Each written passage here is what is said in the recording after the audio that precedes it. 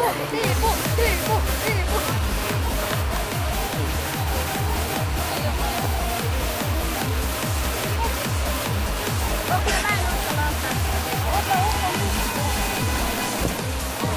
niin, nyt ilmeisesti pitää puhua nopeasti, että ennen kuin sähköt loppuu.